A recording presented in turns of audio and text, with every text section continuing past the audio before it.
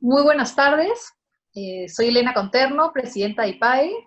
Los saludo dando inicio a estos CADEX, que es este nuevo producto que hemos generado para cumplir nuestro propósito de impulsar a líderes comprometidos por un Perú desarrollado, para promover espacios de reflexión y de formulación de propuestas, más aún en esta coyuntura tan difícil. Bienvenidos todos, estamos por Zoom y también por Facebook Live. Muy grato tener a tantos espectadores en este momento. Vamos a dar inicio, vamos a empezar. Como saben, el tema es prioridades en salud para levantar con éxito la cuarentena. ¿Qué tenemos que estar trabajando para realmente lograr levantar la cuarentena y que se pueda reanudar las actividades a la par que seguir conteniendo la propagación del virus? Vamos a empezar con Fiorella Molinelli. Bienvenida, Fiorella, presidenta de Salud. Hola Elena, buenas tardes. Un agradecimiento especial a IPAE y un saludo también a los expositores que me acompañan, a Flor y a Piero. Efectivamente, esta es una exposición que nos permite ver cuál es el panorama para los próximos días para hacerle frente al COVID-19. Desde la trinchera de salud, estos son tiempos bastante retadores, sobre todo en el caso de la seguridad social, que es el frente que voy a abordar, porque como ustedes han visto, el coronavirus ha puesto al jaque al mundo entero. Desde las compras estratégicas, desde la preparación de nuestros recursos humanos, desde la preparación de la infraestructura y desde el desafío de afrontar el crecimiento de esta epidemia. Entonces, si pasamos, yo he preparado algunas pequeñas láminas que quisiera que las visualicen mientras que voy exponiéndoles algunos temas fundamentales. ¿Cuál es la foto hoy en el Perú? En el Perú tenemos hoy en día más de 32 millones de habitantes. En la seguridad social somos alrededor de 11.800.000 asegurados. Y cuando miramos a nuestra población vulnerable, es decir, aquella población que tenemos que tener especial cuidado hoy en día, es decir, a nuestros adultos mayores y a las personas con enfermedades crónicas o comorbilidades, básicamente estamos hablando de una población adulta mayor de casi 1.775.000 habitantes. En la siguiente lámina vamos a visualizar cómo el reto y el gran desafío en el mundo ha estado en lo que se llama el crecimiento expansivo de la pandemia, ¿no? Cuando no se han aplicado medidas en el mundo, lo que vemos es un crecimiento exponencial de la curva, un crecimiento acelerado que hace que tu propio sistema de salud no lo resista. Y en ese sentido, los dos grandes desafíos de tu sistema de salud es cómo hacer que se disminuya los contagios a lo largo del tiempo, y el segundo tema es cómo disminuimos la letalidad, es decir, cómo disminuimos la cantidad de fallecidos. Esos son los dos grandes desafíos frente a una pandemia. Entonces, el primer desafío es cómo achatamos la curva, es lo que se ha venido hablando desde hace bastante tiempo, es cómo logramos que ese crecimiento se desacelere en el tiempo y nos permita reaccionar con nuestro sistema de salud, con nuestra infraestructura, con nuestro personal asistencial, con el número de UCIs que hoy tenemos. Y eso sucede cuando aplicamos medidas como las que se ha venido aplicando en el gobierno de manera acertada y, sobre todo, cuando las personas la acatan, es decir, quedándose en casa, respetando el distanciamiento social y respetando todas las medidas que ha venido dando el gobierno a lo largo del tiempo, reduciendo los horarios respecto a la libre transitabilidad en las calles. Hoy en día vemos que esa curva efectivamente se viene aplanando y respecto a la letalidad, sí vemos que estamos más o menos con los países de América Latina, con Ecuador, Brasil, cifrar el nivel de letalidad o tasa de mortalidad del 5%. Entonces, ese es el gran desafío hoy en día. En la siguiente lámina vamos a ver básicamente cuál es el manejo clínico que hemos tenido con las personas que se vienen contagiando. o las personas que tienen síntomas, que quizás al día de hoy no se han hecho pruebas, pero que sospechan que pueden ser personas que han adquirido el COVID. Entonces tenemos 3 escenarios, ¿no? Aquellos pacientes que con sintomatología leve, que pueden tener, por ejemplo, al menos 2 síntomas respiratorios, como por ejemplo tos, malestar, fiebre, y cuyo seguimiento se hace desde casa con asistencia vía telefónica a través de un médico que lo llama y le hace monitoreo. El siguiente es el escenario de la persona que tiene un cuadro moderado, cuya puede presentar algún cuadro de infección respiratoria y puede presentar algún criterio de hospitalización, y para eso se ha abordado 2 frentes. Uno es la Vía Panamericana, que hoy ya viene hospitalizando a algunas personas que necesitan de vigilancia médica personalizada, es decir, no telefónica, sino que necesita vigilancia médica personalizada y, por ejemplo, personas a la edad o factor de riesgo que necesitan de vigilancia y de cuidados médicos. Y algún caso que se deriva específicamente al hospital y que hemos estado monitoreando en los hospitales antes de que existiera la Vía Panamericana. Y finalmente, los casos severos, que son aquellos casos con insuficiencia respiratoria, que presentan sepsis o fallas respiratorias y que necesitan estar en una UCI con vigilancia intensiva, y muchos de esos casos terminan haciendo uso de un ventilador mecánico. Ese es en la parte del manejo clínico, y en la parte de la gestión prestacional, lo que hemos tenido que hacer es priorizar las compras estratégicas, ¿no? Las compras estratégicas, básicamente, como ustedes saben, los equipos de protección personal han sido un gran desafío porque las compras que se hicieron en el país son para tiempos normales y en el mundo ha habido escasez, no solamente a nivel nacional, sino a nivel mundial.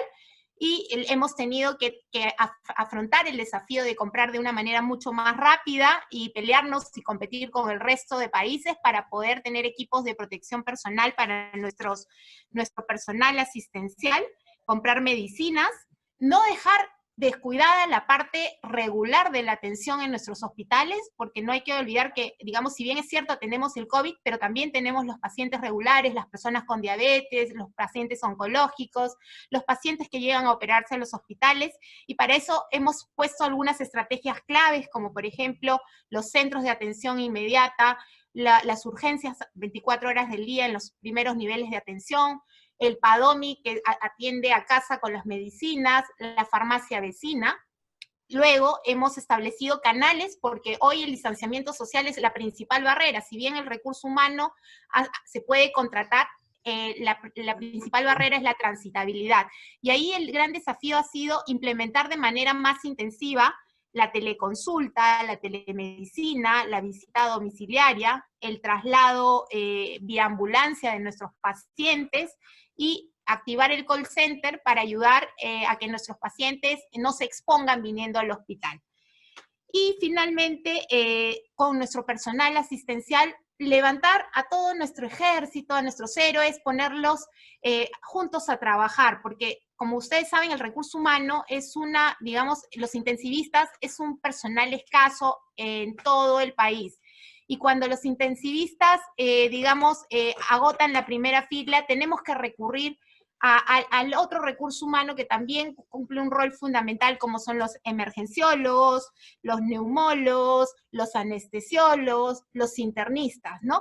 Completar el recurso humano, porque hoy en día necesitamos trabajar como equipo, se les capacita y todos entramos juntos a tallar en este escenario que lo que hace es trabajar en equipo para poder responder frente a la crisis del coronavirus.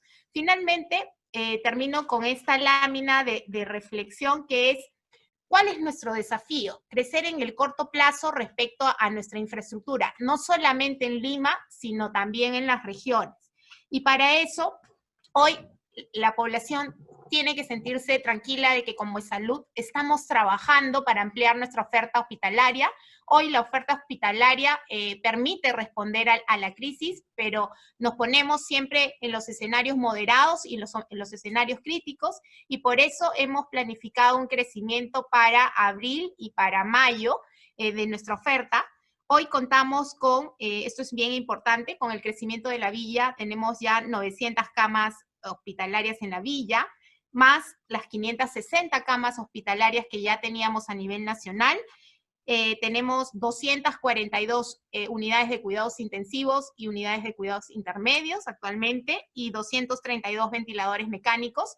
Sin embargo, hemos proyectado crecer hasta mayo, crecer a expandir en 2.400 camas generales más, hasta llegar a 3.878 camas hospitalarias, crecer en 477 unidades de cuidados intensivos y cuidados intermedios, es decir, hasta llegar a un tamaño de 719 unidades de cuidados intensivos y unidades de cuidados intermedios, sumadas ambas, y crecer en 225 ventiladores mecánicos más, hasta llegar a un total de 458 ventiladores mecánicos. Esto es para uso exclusivo del COVID. Entonces, tenemos ya un plan estratégico desplegado a nivel de Lima y de regiones, y estamos trabajando en equipo a fin de poder atender a los pacientes. Esta es una enfermedad muy dura, porque a lo largo de este tiempo hemos visto que eso no distingue entre estratos socioeconómicos, entre edades. Por ejemplo, en el caso de salud hemos visto que de las personas que han fallecido al día de hoy, 65% son adultos mayores, el 35% son personas que tenían comorbilidades, han sufrido de diabetes, hipertensión. Y eso nos lleva a la reflexión respecto a cómo tenemos que replantear nuestras vidas, nuestros hábitos de consumo. Este es un tiempo para reflexionar y cambiar cómo queremos formar a nuestros hijos a lo largo del tiempo, cómo queremos tratar a nuestros adultos mayores a futuro. Ese es el gran desafío que tenemos hoy, de mirar el mundo pasada esta crisis de una manera diferente. Necesitamos trabajar un verdadero plan de alimentación saludable para nuestros hijos, para nuestras familias, estilos de vida saludable, una mejor higiene, mejor lavado de manos, mejores tiempos de compartir en familia, mejores tiempos de tolerancia, de solidaridad, y sobre todo pensar en las poblaciones vulnerables. Hoy estamos pensando en aquellas poblaciones que hace muchos años no teníamos tiempo de reflexionar sobre ellas, ¿no? Por ejemplo, niños con síndrome de Down, o niños que hoy no tienen esos espacios, ¿no?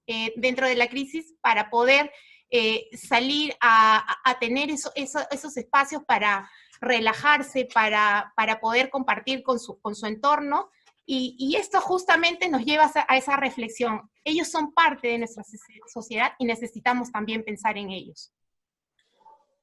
Muchas gracias, Fiorella. Gracias por tu presentación, por tus reflexiones. Vamos a tener ahora la presentación de Flor Phillips, directora del MBA en Salud de la UPC. Flor, bienvenida. Muchas gracias, Elena, y muchas gracias por la posibilidad de participar en este espacio. A mí me gustaría compartir algunas reflexiones sobre cómo se está manejando en el país y en el mundo esta pandemia que no tiene antecedentes en la historia de la humanidad. En general, la teoría dice que podríamos hacer tres cosas. No hacer nada, ir a estrategias de mitigación o ir a estrategias de supresión. En nuestro país estamos apuntando a una estrategia de supresión. Y hemos armado para eso 3 líneas de defensa. Sobre la base de una estrategia general que se compone por retrasar la propagación, salvar vidas y cuidar a los cuidadores. ¿Cómo venimos en la primera línea de defensa? Esta tiene un trípode: la comunicación, la cuarentena y el contacto. En la comunicación tenemos mensajes diarios del Ejecutivo, han habido estadísticas que se han compartido. La cuarentena todos la estamos viviendo, el aislamiento, el distanciamiento, manos limpias, uso de barreras, y nos ofertaron en su momento al inicio Fonosalud 113 para canalizar nuestras preocupaciones. ¿Cuáles son los problemas que hemos visto hasta ahora? En la parte de comunicación, el primer problema está vinculado con data poco clara. Cuando uno quiere cruzar data, sin duda existe, pero no ha sido dispuesta para el uso de investigadores y de la academia. ¿Qué pasa con la cuarentena? Hay un incumplimiento en todas las regiones, en mayor o menor medida, más notable en el norte, en Loreto, pero también a nivel de ciudades, a nivel de distritos e incluso a nivel de barrios. Los pobres hábitos de higiene y la escasez de barreras. Hace unos días quisiera comprar guantes, no hay en ningún lado. El problema de las máscaras se está tratando de manejar con la norma que ha emitido el MINSA, pero aún así la escasez existe. Y finalmente, la base del tercer componente de esta primera línea de defensa, el contacto con el 113 colapsó. ¿Cuáles son las prioridades en salud que deberían tenerse en cuenta? A nivel de comunicación, los mensajes deben ser focales. Es decir, hay que desarrollar en profundidad cada uno de los temas que se toque y con la mayor transparencia posible. La data oficial debería estar íntegramente disponible y ser consistente. A nivel de la cuarentena, en algún momento va a tener que pensarse en cómo levantar la cuarentena. Pensamos de que el concepto central es el aforo gradual. Cualquiera que sea la estrategia que se utilice, debe haber un aforo gradual. Por otro lado, la estratificación del riesgo. Personas de mayores a 65 años, con diabetes, con enfermedades respiratorias, problemas de obesidad, no deberían estar en la primera línea de este levantamiento, sino más bien en la última. De hecho, centros educativos y mantener intensificando la información, educación y comunicación. Al día de hoy vemos personas que tienen la mascarilla puesta y la nariz afuera. Y para soportar el contacto, el tercer componente de esta primera línea de defensa, hay que dotar al 113 con una plataforma de TICs. Todas estas acciones están centradas en la comunidad. Y todos esperamos que esta primera línea de defensa sea lo suficientemente potente como para ganar tiempo. El tiempo que necesitamos como país para poder consolidar las siguientes respuestas. Superada la primera línea, veamos qué tenemos en la segunda línea de defensa. En la siguiente lámina, ¿cómo venimos en la segunda línea de defensa? Los dos componentes son la detección y el diagnóstico. La detección, al día de hoy, es pasiva. Se hace en los hospitales y básicamente pacientes sintomáticos o contactos que asisten a los hospitales en búsqueda de un diagnóstico para el malestar respiratorio que presenta. Y del diagnóstico, sobre el diagnóstico se ha hablado muchísimo. Yo creo que muchísimas personas en el Perú están informadas que hay dos tipos de pruebas y efectivamente las hay. Los kits moleculares, que dan una respuesta en menos de 48 horas, de las cuales, según declaraciones oficiales, hay 200.000 unidades, y las pruebas rápidas, que son más bien serológicas. Se llaman rápidas porque se procesan en 20 minutos, pero en realidad hay que esperar que el paciente tenga por lo menos 8 días de síntomas, porque lo que se va a dosar es un anticuerpo. ¿Qué problemas relevantes están vinculados a esta segunda línea de defensa? En detección, este problema de estar centralizada.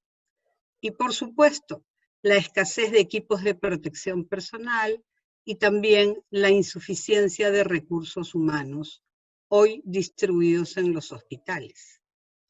Por el lado del diagnóstico, para nadie es un secreto la escasez de los kits de prueba molecular, cuyo costo además es un tanto alto, cuesta 200 soles cada una.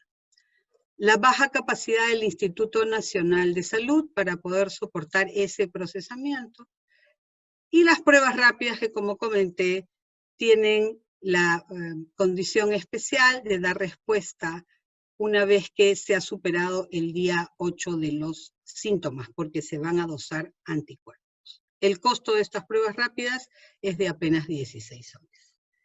¿Cuáles son las prioridades en salud vinculadas a esta segunda línea de defensa?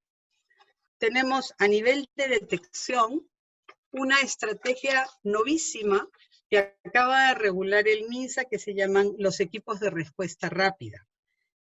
Es un grupo de especialistas pequeño. De hecho, me han confirmado esta mañana que para el fin de semana en Lima van a haber 200 equipos de respuesta rápida y que van a atender y van a asistir a los domicilios de los pacientes en los que se puedan identificar sospechosos y contactos. Y van a aplicar la prueba rápida y van a tomar decisiones. ¿Qué otra cosa debería estar armada como prioridad en salud? De hecho, como la prueba supone que el paciente tiene ya 8 días de síntomas, es posible que aparezcan falsos negativos. Por lo tanto, hay que definir una forma de gestionarlos, que claro, la más obvia es repetir la prueba unos días después. Y hay que implementar la vigilancia centinela. Nosotros tenemos acá en el Perú un sistema muy consistente de vigilancia centinela para influenza. Perfectamente sobre esa plataforma podríamos implementar esta vigilancia para el COVID. En la parte diagnóstico, el segundo componente de esta segunda línea de defensa, asegurar los kits moleculares por lo menos para pacientes severos e incluso llegar a moderados. Y finalmente, asegurar las pruebas rápidas para los cuidadores y los sospechosos, en especial para la medición de la expansión del virus. No olvidemos que un componente de las fórmulas que se proyectan en epidemiología incluyen la tasa de transmisión, que se conoce como el factor R. Necesitamos que el factor R esté por debajo de 1. Ahora veamos la tercera línea de defensa. En la siguiente lámina vamos a precisar cuál es el componente de la tercera línea de defensa. Y tiene que ver con las decisiones que tomamos los médicos frente a la situación de los pacientes. Si el paciente presenta un cuadro leve, va a quedar en aislamiento domiciliario. Si el paciente es no crítico, incluso moderado, podría ir a la Villa Panamericana donde hay 900 camas, o podría ser trasladado a otros hospitales públicos, e incluso si fuera de salud, a sus propios hospitales de salud, donde se han dispuesto camas para tal fin. Si el paciente es crítico, va a ir a ocupar una cama UCI. De la data oficial, sabemos que en el Hospital de Vitarte hay 50 camas, en el CELIM, es el Centro de Emergencias de Lima de E-Salud, hay 60 camas de UCI, en el Almenar hay 32, en el Hospital de Villa El Salvador hay 7. No conocemos las proyecciones de camas como unidad completa de producción de servicios en UCI que tiene el MINSA. Esperamos que este comando que se ha formalizado el día de ayer pueda compartir esas cifras de manera muy cercana. ¿Cuáles son los problemas relevantes asociados a esta tercera línea de defensa? Muy bien, hemos dejado a los pacientes leves en aislamiento domiciliario, pero no tienen seguimiento. Hay riesgo de saturación de la oferta, hay escasez de ventiladores y equipos de protección personal. En el componente de recursos humanos hay un riesgo de agotamiento, de burnout. Además, estos recursos humanos se comportan como contactos y eventualmente como vectores. Y de la oferta regional no tenemos ninguna especificación. ¿Cuáles son las prioridades asociadas a esta tercera línea? Si nos vamos a mantener, como es lo correcto, con el proceso de que los pacientes leves queden en aislamiento domiciliario, hay que estabilizar una operación de monitoreo clínico, de telemonitoreo clínico. Para eso hay que asegurar el uso de las TICs o implementar las TICs, recursos humanos adecuadamente entrenados y ambulancias preparadas en el caso del que el paciente leve se convierta en un paciente evolutivo y tenga que ser trasladado. El segundo elemento es estabilizar las operaciones de la Villa Panamericana y de las UCIs, porque una cosa es abrir la puerta de una operación y otra cosa es medir la operación en su conjunto cuando tiene todos los elementos para ser conducida. En el medio de la llegada de los pacientes, en el medio de las decisiones de gestión clínica, en el medio de la provisión de insumos, y todo ello lleva a la necesidad imperiosa de encontrar el punto de estabilización de estas operaciones. Está vinculado naturalmente con la garantía de suficientes equipos de protección personal, de fármacos, de guía de práctica clínica que ya hay publicada una primera versión, de prácticas de bioseguridad y de comprender que esta estabilización está alrededor del concepto de la unidad de producción en el caso de UCI. UCI no es un ventilador, UCI es una cama, un ventilador, un monitor de 4 o 5 parámetros y personal adecuado y suficiente para poder atender todas las situaciones que el paciente presente. El tercer elemento de prioridad en salud en esta tercera línea que se llama decisión está asociada a los recursos humanos entrenados y suficientes y también a prever la sustitución, porque se van a enfermar, se van a contaminar y se van a enfermar y vamos a tener que ponerlos en cuarentena.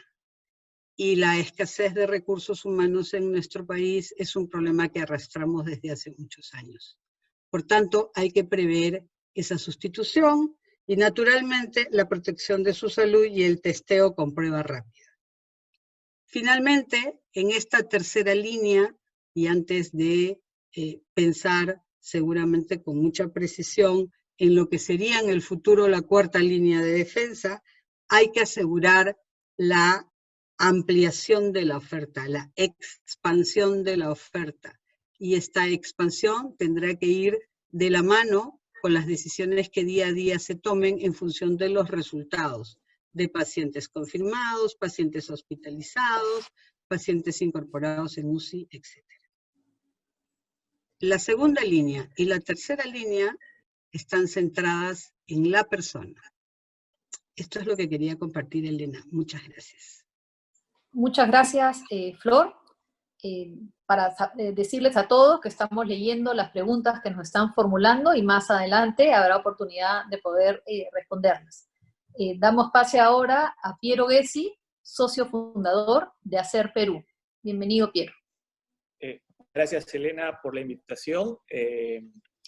Muy contento de estar acá. El objetivo era contarles un poco algunas ideas sobre cómo podemos salir desde la cuarentena en las próximas semanas, ¿no? Entonces, déjame comenzar por hablar de un tema que me dio Flor, que es el número de reproducción, ¿no? ¿De qué depende la evolución de una epidemia, ¿no? Del número básico de reproducción, básicamente. Pasamos a la siguiente transparencia.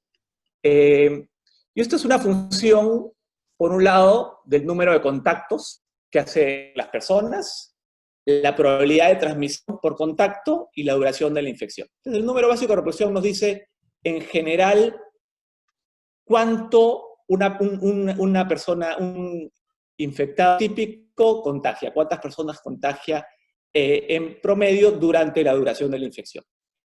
Para el COVID-19, los estimados promedios son que este número básico de reproducción es alrededor de 2.5.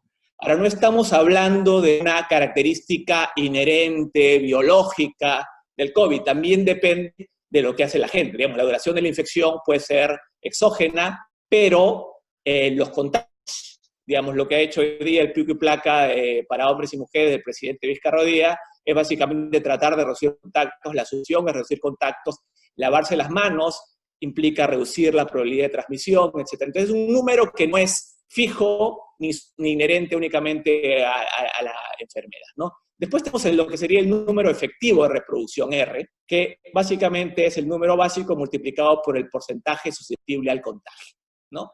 Para parar una epidemia, como Flor ha mencionado, lo que queremos es que R sea menor a 1, ¿no? ¿Cómo se puede hacer? Por ejemplo, si se encuentra una vacuna, básicamente inmuniza a la población, tenemos que el porcentaje susceptible al contagio se vuelve 0 si todos se vacunan y tenemos R0, ¿no? Esa es una manera. Pero sabemos que eso no va a pasar en los siguientes 18 meses, por lo que nos dicen los expertos. Las 4 estrategias para tratar de parar una epidemia son, por un lado, es no hacer nada, el laissez-faire, ¿no? Es básicamente lograr inmunidad de grupo, que un grupo altísimo de la población se contagie y eso haga que el porcentaje inmune sea muy alto y el susceptible contagio caiga sistemáticamente. Digamos, si R0 es 2.5, significa que 60% de la población se contagia y 40% queda susceptible nomás, y en ese momento R llega a menor a 1 y va cayendo, ¿no? Entonces, ese es ese caso de laissez-faire, digamos, es un caso terrible porque implicaría, por ejemplo, para el caso de Perú, que mueran fácilmente 500.000 de peruanos.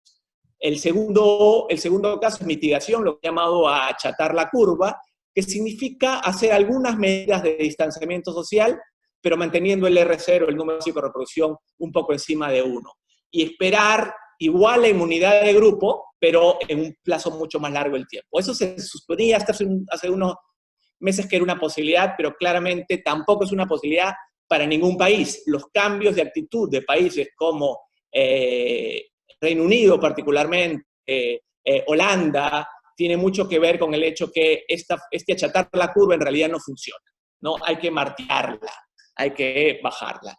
La tercera opción es la que han hecho los países asiáticos. Estos son los que han tenido posiblemente mayor éxito en el manejo, y tiene que ver con mantener R0 menor a 1, o sea, no están buscando ninguna inmunidad de grupo, pero no un número tan bajo, y lo mantienen bajo con mucha inteligencia y con un manejo muy quirúrgico, ¿no? De test masivos, en el caso coreano, con un importante seguimiento, rastreo, un aprendizaje, las capacidades pues, que han desarrollado en muchos años y que no parece realista para un país como el nuestro, ¿no?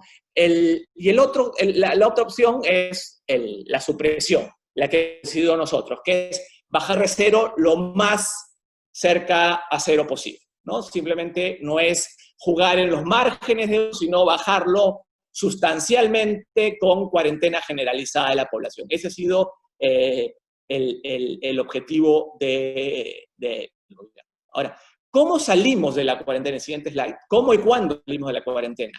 Yo creo que hay un mensaje claro, ¿no? La cuarentena debería, si tiene un paso razonable, un periodo de tiempo razonable, debería llevarnos a retroceder el reloj, digamos, bastante tiempo. Nos debería dar una oportunidad. Pero si no tenemos una estrategia de salida, ¿podemos seguir avanzando, por favor? Si no tenemos una estrategia de salida, básicamente no va a servir nada. Me explico. El martilleo, no, todavía no. Lo que ocurre es que lo que estamos haciendo con la supresión, estamos pateando hacia adelante el problema si pensamos que todo va a regresar a la normalidad en el futuro. Entonces, lo que ocurriría ahora es, reducimos sustancialmente, digamos, el avance del virus, pero si no hay una estrategia a futuro muy inteligente y manejada, realmente va a rebrotar y más grande. Y sobre todo nos va a agarrar en el invierno. Entonces creo que un mensaje fundamental es tan o más importante que la cuarentena es lo que vamos a hacer después de la cuarentena. Ahora, tenemos un problema bastante serio. La información, como mencionó Flor, es bastante mala, ¿no? Tomemos el número de infectados. Usamos normalmente digamos, estimado ingenuo de la letalidad, que básicamente asume que dividimos los muertos por el número de infectados. Pero en realidad no tenemos idea de cuál es el número real de infectados. Tomemos un ejemplo. Hoy día en el Perú hay más o menos 55 muertos, ¿no? por el coronavirus. Y tenemos más o menos unos 30 personas en UCI, digamos 70, que la mitad, por dar un número, que haya 70 muertos esperados hoy. Esos muertos han sido personas que se han contagiado y han contraído el virus hace 17, 18 días, dependiendo de los tiempos en promedio. Significa que si la tasa de letalidad del coronavirus de 1.5 se aplicara, tendría que haber habido 4.700 infectados hace 17, 18 días, ¿no? Hace 17, 18 días el número oficial era 70. No quiero decir que en ese momento había 4.700 infectados necesariamente, pero lo que sí quiero decir es que el margen de error es brutal. Los economistas normalmente sentimos que no tenemos buena data a veces para hacer modelos. Creo que en este caso los problemas que tenemos con la medición son tremendos. Una persona primero tiene que tener, ¿no? Primero contagia, tiene la incubación, después está en el periodo infeccioso, tiene síntomas, puede decidir o no demorarse en llamar a que le tomen el examen, puede venir, se demoran algunos días, después el examen se va a dar los resultados varios días, estamos hablando de 10, 12 días. Al momento actual, como se aplica la prueba, mi impresión es que la prueba no sirve para mucho. La prueba molecular no está dando información para tomar decisiones. Es más que todo para poner un número en un registro de cuántos infectados hay o si los muertos tenían o no coronavirus expuesto. Pero no está dando información valiosa para poder actuar y yo creo que es otro tema importante. Ahora, usando estos estimados altamente variables, ¿no? Hice una pequeñísima simulación, que no sé si se está viendo bien ahí, pero bueno, que diría que usando números reales, digamos, con grandísima volatilidad, digamos, todavía tendríamos demasiados infectados, entre expuestos infectados hasta el 13 de abril. O sea, tendríamos un número todavía demasiado alto para pensar levantar la cuarentena en ese momento. Lo que tenemos acá es una línea, ¿no? Que es inicio de la cuarentena, el R0 era 2.5 y asumimos, tal vez optimistamente, que la cuarentena reduce el número, el R0, porción, de 2.5 a 0.5. Eso por definición significa que los casos empiezan a caer, los casos reales empiezan a caer, pero no suficientemente rápido. Hoy día el presidente habló del martillazo. Esto es el martillazo. Sin embargo, había un pequeño error en su gráfico. Está asumiendo que el martillazo dura hasta junio, julio. Si empezamos a levantar ciertos parámetros de la cuarentena, la pendiente empieza a caer. Y si R0 se vuelve encima de 1, básicamente empiezan a crecer los casos. Por definición, cuando R aumenta, los casos empiezan a aumentar. Tenemos que, el 13 de abril es todavía demasiado temprano posiblemente para levantar la cuarentena en este modelo, digamos, que como todos los modelos tienen grandísimo nivel de error, pero que por lo menos te da una idea de orden de magnitud, y tenemos que pensar en la salida. Vamos a la siguiente bullet, por favor. Ahora, la verdad es que no podemos regresar a la normalidad, ¿no? Nuestra vida previa, digamos, es imposible. Regresar a la normalidad significa tener un rebrote con probabilidad 1 en unos meses en el medio de invierno, y sabemos que, por definición, en los meses de invierno hay un aumento estacional en las tasas de estos números básicos de reproducción. Entonces, ¿qué vamos a hacer?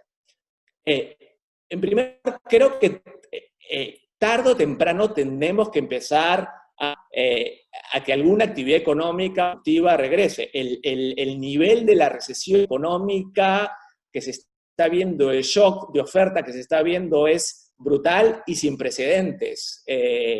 Hoy el número de jobless claims en Estados Unidos era 6.600.000, en la crisis de Lehman Brothers era 700.000. Estamos hablando de 9 veces el impacto, digamos, de la crisis, ¿no? Entonces, lo primero que tendremos que pensar es en fases. El siguiente bullet, por favor. Tenemos que pensar en fases, digamos. Tenemos que ir regresando poco a poco a la normalidad, pero siempre manteniendo R menor a 1. Un número que no vamos a ver directamente, sino vamos a observar indirectamente a través de otros indicadores, como vamos a ver más adelante, ¿no? Entonces, se requiere trabajar en fases. Una primera fase posiblemente tiene que ser actividades con mayor impacto económico, menor en R, ¿no? Eso significa que, por ejemplo, si los sectores pesca, minería, agro ya está, pero digamos, vuelven a operar, tienen que minimizar el impacto que tiene sobre la salud pública, ¿no? Eso significa una serie de protocolos importantes, pero necesitamos que varios de estos sectores regresen porque generan dólares, impuestos y empleo, ¿no? Creo que en una segunda se podría ver otros casos, ¿no? Reiniciar clases, otras actividades económicas, traer viajes dentro del Perú, etcétera. Y una tercera podría ser temas de esparcimiento, cines, restaurantes, etcétera. No estoy diciendo que esto tiene que ser, pero digo que tenemos que pensar en este número, en estas fases. La siguiente transparencia lo que nos muestra es gráficamente lo que acabo de decir. Por favor. Que es, imaginémonos que teníamos al comienzo el R0R, que es lo mismo porque la población no está inmunizada todavía, en 2.5. Y con la supresión lo trajimos drásticamente a 0.5. Clic, lo trajimos a 0.5, ¿no? Estas son las actividades permitidas en la cuarentena. La cosa es seguir permitiendo más actividades de manera tal que retomemos algo de nuestra normalidad, pero sin que pasar la raya de R igual a 1, ¿no? Podría ser, por ejemplo, que si dejamos algunas crisis económicas, realmente productivas claves, mejores restricciones en algunas regiones menos afectadas, R puede aumentar un poco, pero todavía no sobrepasar 1, tal vez con clases en algún momento en mayo, el R sigue aumentando, otras actividades económicas, viajes dentro del Perú, y si fuéramos a hacer otras cosas, tal vez digamos, actividades más de esparcimiento, restaurantes, cines, tal vez el R aumenta, ¿no? Entonces, esta es una manera, siguiente clic, ¿no? Entonces, ahí lo sobrepasaríamos. Entonces, la idea es que vamos a tener que actuar con mucha agilidad, siguiente slide, con mucha agilidad y sin realmente observar la información en tiempo real, ¿no? Mi impresión de lo que he visto como economista, no como epidemiólogo, digamos, es que la mejor data en tiempo real son hospitalizaciones y UCI, ¿no?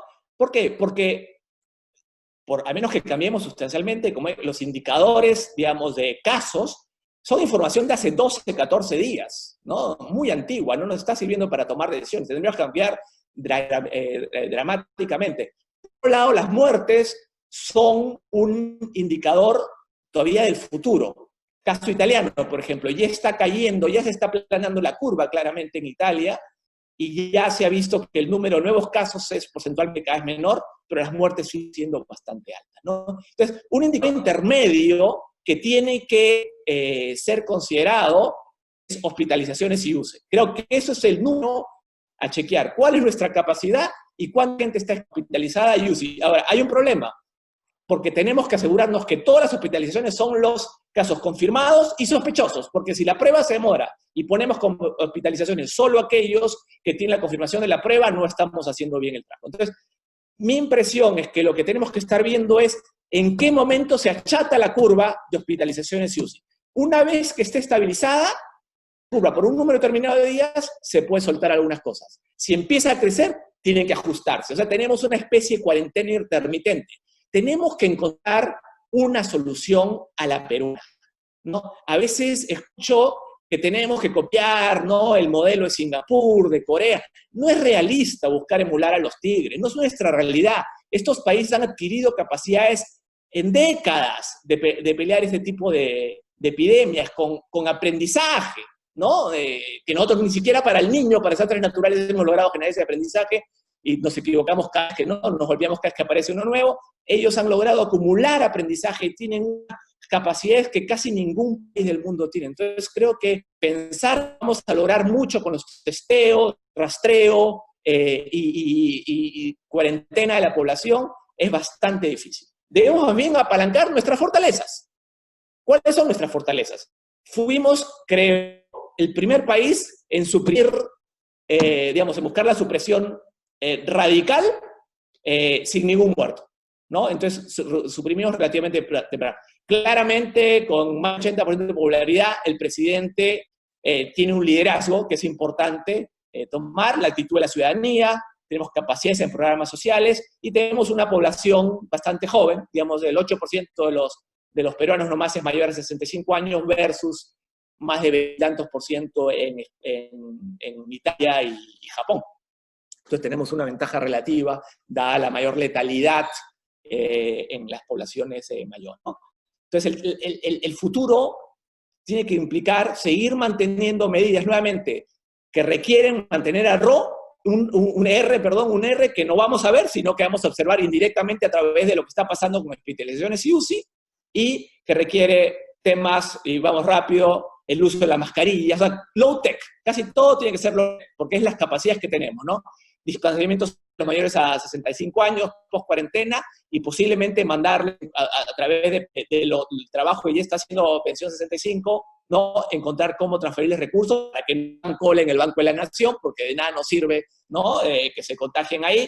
Uso obligatorio de mascarilla, creo que ha evolucionado en los últimos 10 días o 12 días el uso de mascarillas. Antes no se aconsejaba, ahora parece clarísimo que toda la población debería estar usando mascarillas de telas. De Estados Unidos, antes de entrar acá, vi que está a punto de recomendar el uso de mascarillas, simplemente porque los asintomáticos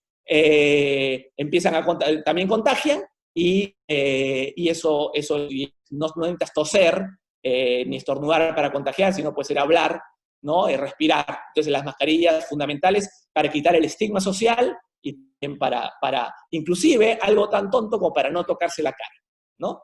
Necesitamos compras masivas de dispensadores y jabón, distanciamiento social voluntario digo, necesitamos que la población colabore, porque esto no, digamos, esperemos que la amenaza de otra cuarentena en unas semanas más ayude para que la gente mantenga y entienda que no es business as usual, no podemos regresar claramente. Otros temas son el incremento de capacidades de UCI, porque reales, como dijo Flor, no es solo camas, es la gente, que parece ser también es un clarísimo cuello de botella. Acabo de ver un comunicado del doctor Maguiña sobre ese tema. Y por último, sí creo que tenemos que usar esta oportunidad para dejar de aceptar lo que nos parecía normal. La suciedad, la excesiva informalidad sin ninguna norma. Creo que no es posible. No vamos a poder regresar y controlar esto si no cambiamos protocolos de conducta. En el sector productivo formal, como dije, se está trabajando ya, pero tenemos un 70% de informalidad que tiene que cambiar de alguna manera su actitud. Si no, va a ser bastante difícil controlar esta epidemia. Eso es todo, Elena. Muchas gracias. Muchas gracias, Piero. Vamos a pasar ahora a algunas preguntas. Hemos escuchado importantes reflexiones, Fiorella resaltándonos los objetivos que tenemos y cómo se está preparando de salud. Flor nos ha resaltado, digamos, las 3 líneas de defensa y cuáles son los problemas en cada una de ellas. Piero nos ha hecho una reflexión, digamos, de cómo estamos en este aplanamiento de la curva y la importancia de tener una tasa de reproducción menor a 1. Vamos a empezar con algunas preguntas. Quiero hacer una pregunta para comenzar a Fiorella, recogiendo además el planteamiento del público, y es, ¿qué articulación tiene eSalud con el MINSA y con el sector privado en la atención de la emergencia? Y vinculado con eso, ¿sabemos cuántos respiradores tendremos habilitados en el mes de mayo, teniendo en cuenta a los distintos actores? Flor, por favor.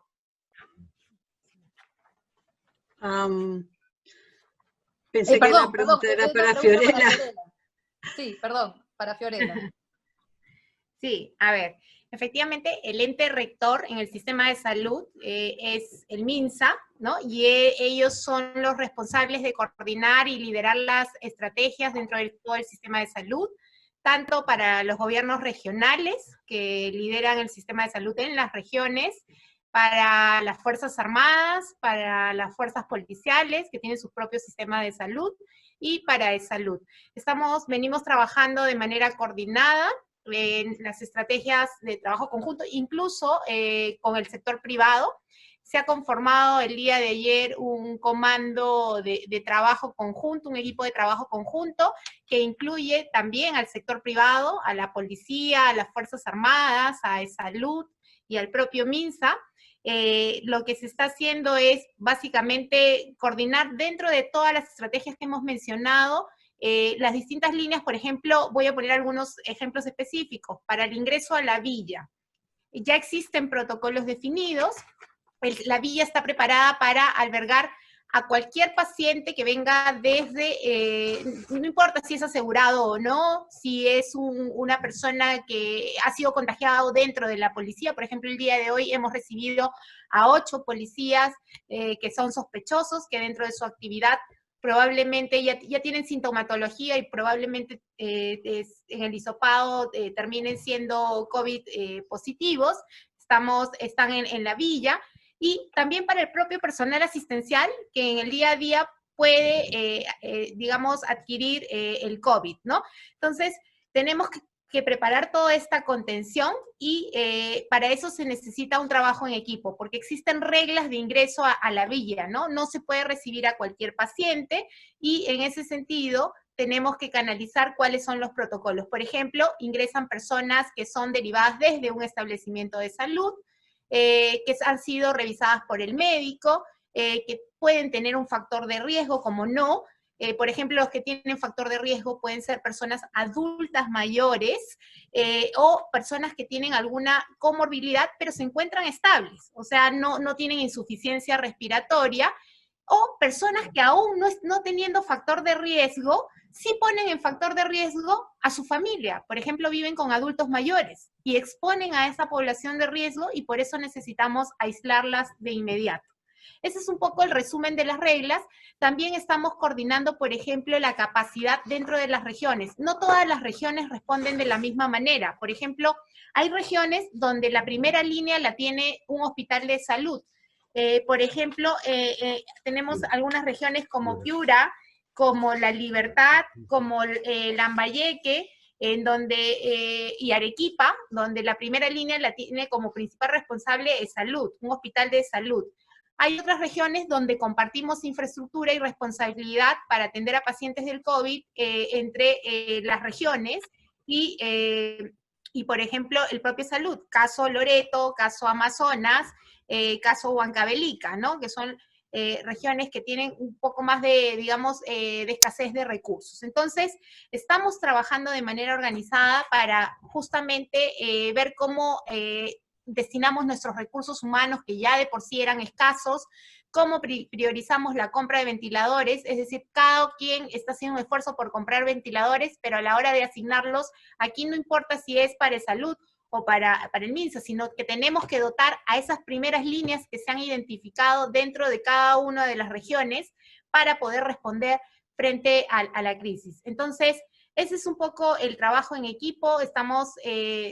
Una de las preguntas era si estábamos preparados con equipamiento. Sí, al día de hoy, si ustedes ven las cifras, estamos con, Salud tiene un equipamiento que, digamos, con lo que se ha informado, alcanza para atender a las proyecciones que se han estimado, pero poniéndonos en un peor escenario, también tenemos un plan de contingencia que estamos trabajando para poder crecer de aquí a mayo, ¿no? Y duplicar nuestra capacidad instalada, no solamente de camas hospitalarias, sino de unidades de cuidados intensivos. Estamos trabajando fuertemente, a veces hay decisiones que tenemos que tomarlas en el camino, porque esto es un tema que nos agarra a todos, digamos, no hay experiencia en el mundo sobre cómo se ha manejado el COVID, y no hay país que lo haya hecho mejor que el otro, porque vemos cómo países poderosos como China, Estados Unidos, Italia, España, que es la quinta sanidad del mundo, han fracasado, muchos de ellos, en sus experiencias. Yo creo que algunas lecciones que podemos resaltar es la reacción rapidísima y oportuna del gobierno, que ha tomado acciones rápidas, oportunas, priorizando el ser humano, poniendo al ciudadano al centro. Creo que esa ha sido una tarea difícil, pero fundamental. Aquí la prioridad es salvar vidas. Y permíteme agradecer y aprovechar que estamos aquí para agradecer la entrega y sacrificio de todo el personal de la salud que viene atendiendo a todos los COVID, así como el apoyo que venimos recibiendo día a día del sector privado, de las Fuerzas Armadas, incluso del personal de limpieza que está detrás de cámaras, del personal de vigilancia, que nos apoya día a día. Es una logística impresionante que manejamos, pero son personas que se sacrifican día a día y que tienen que regresar muchas veces a sus casas. valerosos después de haber realizado una acción tan importante y tan solidaria con el resto de sus compañeros, de sus ciudadanos, de los peruanos, ¿no? Gracias, Fiorella. Flor, ¿qué recomendaciones deben considerar las empresas y los trabajadores para cuando se disponga la reanudación de sus actividades? Gracias, Elena. Muy buena pregunta. Yo creo que la respuesta debe estar asociada a que hay que reforzar y mantener todos los componentes de la primera línea de defensa. Esas personas se van a movilizar por medios públicos y por lo tanto hay que buscar evitar a toda costa el anular el distanciamiento social. Es decir, hay que mantenerlo. Esto seguramente va a obligar al medio de transporte público, a los trenes, etcétera, a tener más frecuencias, a tener más limpieza en cada uno de los circuitos que desarrolle para transportar personas. Las personas deben respetar ese distanciamiento social que ahora se ha definido a mayor a 1 metro. Y efectivamente, las razones son obvias. No solamente el contagio es por contacto, yo tomo algo que una persona que está contaminada lo ha tocado primero y no se ha lavado las manos, sino que además las gotitas de flush no solamente comprometen y transmiten a través de la tos o a través de los estornudos, también al hablar. Por lo tanto, personas que regresan a sus empresas deben ser ubicadas como mínimo a más de 1 metro de distancia. Personas que se trasladan hasta sus empresas deben tratar de mantener como mínimo 1 metro de distancia con otras personas que usan ese transporte público. En las empresas debería estar absolutamente disponible alcohol gel, jabón y por favor toallas de papel descartables, no toallas de lavar, no toallas de felpa, sino toallas de papel descartable. Deberían cuidar de tener un spray con hipoclorito de sodio con lejía en una concentración al 50%, es decir, diluida en agua, y con ese spray poder limpiar su propio escritorio con alguna frecuencia durante el día. Hay que tratar de cuidar bien todo lo que es menaje de uso en la alimentación. Muchas empresas les dan alimentos a sus trabajadores. Esos platos, esos cubiertos deben ser lavados y en lo posible esterilizados. Finalmente, esto es una situación tan brusca en nuestra vida que estoy segura que muchos de nosotros nos olvidamos y vemos a algún amigo, alguna amiga y queremos darle la mano. Hay que pensar que no hay que darle la mano, hay que pensar que no hay que saludarse con besos y abrazos y hay que tenerlo presente, porque si nos distraemos de esa precisión es posible que lo hagamos. Habría seguramente algunas otras especificaciones dependiendo de la naturaleza de la industria, ¿no? Si es una industria de bienes o una industria de servicios. Seguramente eso va a tener que ver muchísimo con este componente de la primera línea de defensa que yo mencioné hace un rato como el aforo gradual. ¿A qué me refiero con eso? A que si en una oficina hay 40 personas, pues seguramente van a tener que haber 15 personas. Y en una industria, si habían, no sé, 100 obreros o 200 obreros, probablemente tendrá que haber la tercera parte. Y esto es porque lo que tenemos que perseguir es que el R baje a menos de 1. Cuando estemos seguros de que ese R está en menos de 1, la vida cambiará y podremos ver luz al final del túnel. Mientras eso, no podemos olvidar que quienes contaminamos somos nosotros mismos. Por tanto, empresas, oficinas, industrias, colegios, universidades, institutos, todas aquellas instituciones que concentran personas tienen que repensar la entrega de sus servicios cuando venga el momento del levantamiento gradual de la cuarentena, en términos del distanciamiento social, el soporte de manos limpias, el uso de barreras, si estornudo dentro del codo, si uso paños de tisú descartables a una bolsa, la bolsa se sella, si uso protector, mascarilla, la mascarilla si es de tela hay que lavarla y hay que lavarla con lejía diluida. Si es mascarilla descartable, los médicos sabemos que las mascarillas que usamos en los hospitales soportan un tiempo equivalente al tiempo quirúrgico, pero más allá de eso no se pueden reusar.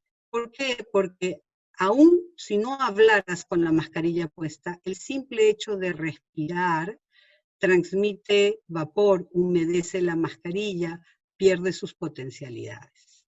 De manera que el tema es complejo, pero yo creo que las medidas de la primera línea de defensa, distanciamiento, manos limpias, barreras, etcétera, aplican perfectamente a las empresas, ya sea de bienes como de servicios.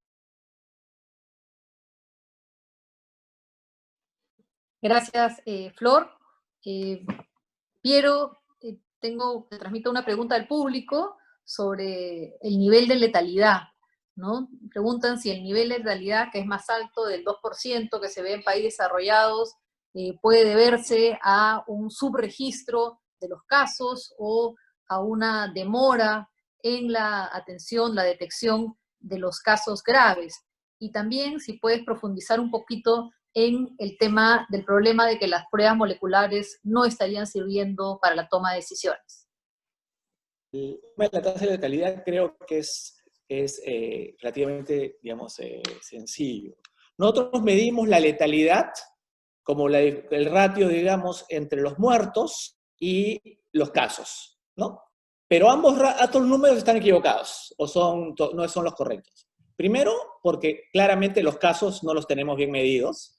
Y segundo, entonces el denominador está mal medido. Y segundo, porque los muertos no se mueren inmediatamente, ahora un tiempo. Nosotros lo que hemos visto con países que han logrado estabilizar la curva, digamos, Corea del Sur, han pasado de tasas de letalidad de 0.6, 0.7 a 1.5 en términos de cómo se miden. ¿Por qué? Porque la gente se demora en morirse. Pueden no haber nuevos casos, pero las muertes tienen un rezago. La gente en promedio, los números que he visto son 6 días en hospitalización y 10 días en UCI. Entonces son 16 días entre que están hospitalizados a la muerte en promedio mundial. Un caso muy interesante es que cuando se medía en tiempo real las tasas de letalidad en Wuhan, teníamos que la tasa era encima de 4.5%. Cuando han ido a medir ya correctamente, ya con entrevistas, viendo cuáles eran los reales, etcétera, la tasa de letalidad ha sido 1.4%. Entonces, saber que ese número está mal medido, creo que no nos sirve mucho. Un caso, en España, por ejemplo, un estudio dice que tal vez hay 7 millones de infectados y hay 100.000 reportados oficialmente. Entonces, creo que es difícil ese número de tasa de letalidad usando los números simplemente oficialmente reportados. Entonces, creo que eso es lo primero. El segundo tema, pruebas, ¿no? Yo lo que quiero decir, y eso me parece importantísimo, vi el titular de algunos de los periódicos, llegan las pruebas moleculares del 7 o del 8 al 13 ¿Y qué pasa? Uno realmente al estar todo muy reactivo, porque no tenemos capacidades en este tema, uno primero ¿no? se contagia, tiene una incubación, que normalmente dura 4 o 5 días, después se infecta, no pasa el periodo de infección, a veces tiene síntomas, a veces no tiene síntomas, ¿no? Cuando tiene síntomas se demora un tiempo en llamar al médico, ¿no? Llamas al médico digamos, para que te hagan la prueba, perdón, para que te hagan la prueba, se demoran un poco en venir y después la prueba se demora varios días.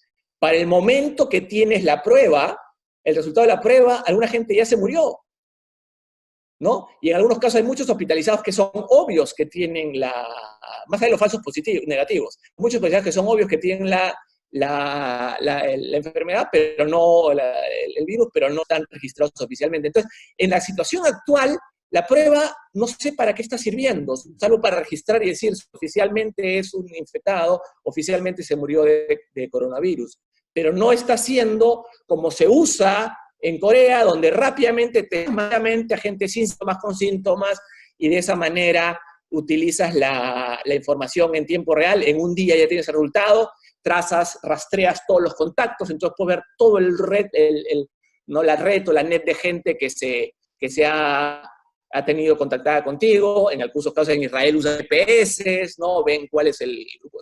Altísima tecnología que permite en tiempo real cuarentenar, aislar tanto al contagiado casi inmediatamente como a todos los contactos. Entonces, es un nivel de sofisticación que, digamos, que no tenemos. Y creo que, o sea, estamos tan tarde que ahorita, por eso dije que en este momento, a menos que cambien sustancialmente las cosas, la PAP básicamente es un sello, es un registro de que tienes el coronavirus, pero no te sirve para una decisión, porque es, ¿no?, con un rezago tremendo. Muchas gracias a los tres. Bueno, ya cerrando, para no irnos más allá del tiempo que habíamos contemplado, hemos visto pues que hay una gran coincidencia en la importancia del tema comunicacional, educativo, para una toma de conciencia de la ciudadanía, también en la protección de los adultos mayores, que son la población en mayor riesgo, el tema de mantener la tasa de reproducción por debajo de 1, es algo que también se ha resaltado, y también un tema de preocupación, que la data no está clara, no tenemos información clara que permita una buena toma de decisiones. Fiorella nos ha resaltado los objetivos que tienen, tanto para aplanar la curva y disminuir la letalidad, el protocolo de atención que tienen para casos leves, moderados y severos. También ha compartido con nosotros la complicación de estas compras estratégicas, pero cómo han venido avanzando para que Salud pueda duplicar su capacidad en próximas semanas. Flor nos ha resaltado que la estrategia, pues en general, en síntesis, debe ser retrasar la propagación, salvar vidas y cuidar a los cuidadores, a todo este personal de salud que está en la primera línea, está, digamos, frente al paciente, y cómo esto pues incluye temas de cuarentena, comunicación, detección, diagnóstico y decisión, así como las medidas que tienen que tener las empresas y los trabajadores cuando se disponga la reanudación de sus actividades, justamente para contener la propagación. Y Piero nos ha resaltado que necesitamos una estrategia de salida que permita ir retomando gradualmente las distintas actividades, y también pues nos ha puesto relevancia de que no podemos volver a la normalidad. El escenario de hace 3 meses no vamos a verlo en las siguientes semanas o de repente el resto del año. También nos ha recalcado que 2 indicadores que tenemos que poner foco y que tenemos que tener información muy clara es el número de hospitalizaciones, y que aquí se reporten no solamente los casos confirmados, sino también los casos sospechosos, pero que clínicamente vienen siendo tratados como COVID-19, y también el tema de los casos en UCI. Esa información probablemente nos permitirá inferir mejor la situación más general y tomar mejores decisiones. Bueno, finalmente, agradecemos a todos ustedes por haber participado, agradecemos también a Andina, La República y Diario Médico que han transmitido el evento, y finalmente los invitamos a nuestro siguiente CADEX, que va a ser el día miércoles 8 de abril, en que abordaremos la reanudación de las actividades económicas. Muchas gracias a todos y nos vemos pronto. Gracias. Gracias. Gracias. Gracias. Gracias.